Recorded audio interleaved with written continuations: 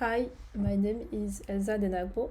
I'm a first year PhD student at ICSL in France under the supervision of Bogdan Iorga, and today I will talk about the prediction of antibiotic resistance from genomic data using machine learning. So, antibiotic resistance is a global health issue causing several deaths every year. Especially Pseudomonas aeruginosa is a challenging pathogen due to its ability to rapidly develop antibiotic resistance. The traditional way to evaluate antibiotic resistance is to measure the MIC, which is the minimum inhibitory concentration of the antibiotic. And this is done through serial deletion, which can be tedious and time consuming. So the goal here is to predict the antibiotic resistance directly from the genomic sequences, which can potentially save valuable time and resources. So we are working on 1,131 strains of Pseudomonas aeruginosa, for which we collected the genomic data and the MIC for 24 antibiotics. We encoded the genomes through three methods. First, KMR with k equal to 31, where the genomes are split into overlapping subsequences of size k, and from them we construct a matrix of presence or absence of those KMR.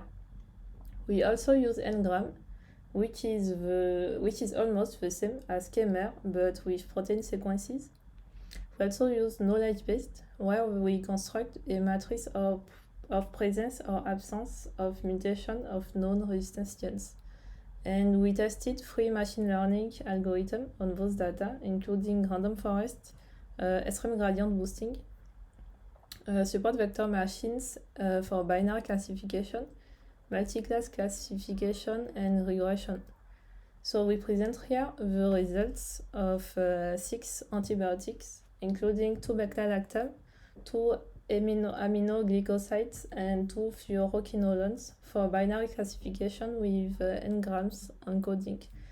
As we can see on figure 1, the classes distributions are moderately or highly imbalanced depending on the antibiotics.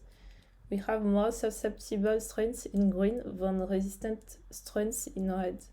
So to deal with that, we use a random oversampling technique for where the minority class is randomly sampled with replacement to have the same number of examples as the majority class in the training set.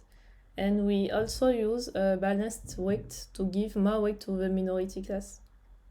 Another problem we had to deal with is the high dimensionality. As we can see in figure 2, after Ngram encoding, we have around 9 million of features, which is really large. So we performed here a two-step feature selection. First, we compute the mutual information and select the best 250,000 features based on their score. We then applied stability selection to those features with logistic lasso regression. The idea behind stability selection is to generate bootstrap samples of the data and to use lasso to find which features are the most important in every sampled version of the data. The results on each bootstrap sample are used to compute the stability score for each feature in the data, and the features are selected based on this score. So after this step, the features drastically reduced to 100 of important features. Finally, I present here the performances of the 3 algorithms obtained during tenfold cross-validation, and also on the test set after a final model was trained. So the best performances on the test set are between 86 and 95% balanced accuracy. And we can see that support vector machine algorithm gives the best results, the best performances for the majority of the antibiotics. And for example, for tobramycin and ciprofloxacin, we have almost the same performances for the 3 algorithms. And also, extreme gradient boosting seems to perform better than random forest. So to conclude, our work shows the potential of different machine learning algorithms for the prediction of P. aeruginosa, antibiotic resistance. And for future works, instead of feature selection, we will focus on dimensionality reduction through ambient methods specific to bacterial genomic data. And I would like to thank the French National Research Agency for the grants to the Sec2DIAC project, and also all partners of the Sec2DIAC project for their contribution through experimental data. Thank you for your attention.